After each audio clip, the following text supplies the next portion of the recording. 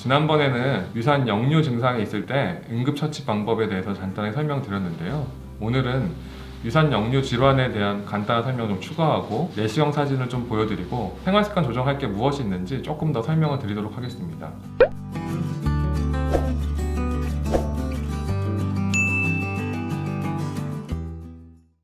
안녕하세요. 우리베스트내과 원장 우용식입니다.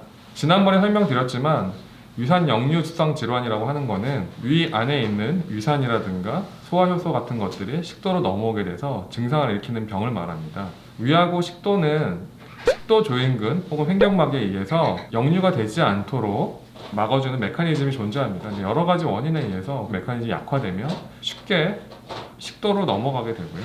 위에 비해서 식도 점막은 위산이나 음식물이 넘어갔을 때 통증을 느끼는 점막으로 되어 있습니다. 따라서 이제 그렇게 역류가 되는 경우에 여러 가지 증상들을 일으키게 됩니다. 환자들이 제일 많이 표현하시는 것들이 가슴이 아프다, 막 가슴이 타는 듯하다 표현을 많이 하십니다. 그래서 명치부터 목 있는 데까지 가슴이 타는 것처럼 아프다고 표현하시는 분들도 있고요. 뭐 얼얼하다, 불이 나는 것 같다 라고 말씀을 많이 하십니다. 또 다음으로 또 많이 호소하는 게 목에 이물감이 있어요 라는 표현을 많이 하시는데요. 가래가 낀 것 같다, 기침이 나오는데 가래는 안 나온다, 이런 경우에도 위산이나 혹은 여러 가지 위의 내용물들이 인후부두까지 올라가게 돼서 증상을 유발하는 경우를 말합니다.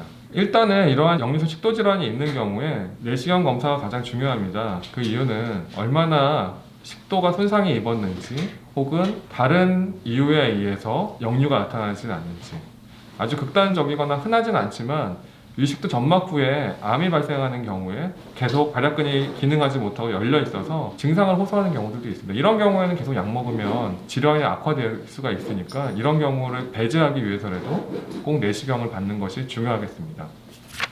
옆에 보시면 다양한 내시경 사진들이 있습니다. 각각의 위식도 점막부의 이제 사진들이고요. 첫 번째부터 보시면 정상적인 거, 약간의 미란이 있고 아래쪽에 보시면 심한 식도염들이 있는 것들입니다. 그래서 점막부가 이렇게 처음 사진처럼 예쁘게 보이는 게 아니고 점막부가 발적이 있다거나 경계가 깨져 있는 경우들에 내시경적으로 미란성 식도염이라고 진단할 수 있습니다.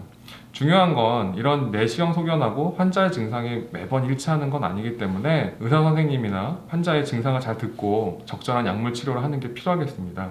약물 치료는 환자의 증상을 소실시키고 증상을 재발하지 않는 것들이 가장 중요합니다. 가장 많이 사용하는 약물이 PPI라고 하는 위산 분비 억제제 약물이 있습니다. 예전에 대부분 이런 약물들이 아침 식전에 복용함으로써 하루 종일 낮 동안 위산 분비를 억제시켜서 속쓰림이라든가 위산 역류를 막아주는 효과가 있었고요. 저 같은 경우에는 위산 분비 억제제에 위장 운동을 좀 원활하게 해주는 약물들을 같이 사용합니다. 그래서 위에 음식물이 고여있는 시간을 좀 단축시켜가지고 위산이 넘어갈 수 있는 찬스를 좀 줄여주는 효과가 있습니다. 최근에는 다른 위산 분비 억제제들이 많이 개발되어 있거나 개량된 신약들이 많아서 꼭 식전에 복용하지 않고 식후나 식사 중간에 복용해도 문제없는 약들도 많이 있습니다. 제가 식도염에 관련돼서 유식도 역류질환에 관련돼서 제일 많이 듣는 말 중에 하나가 약을 먹을 동안에는 증상이 없었는데 약을 끊고 났더니 증상이 다시 생겼어요 라는 말씀을 많이 합니다. 그 이유는 위산 분비 억제제는 위 안에 역류는 계속 일어나지만 산이 분비도 못하게, 그러니까 산이 없어서 아프지 않게 해주는 약물입니다.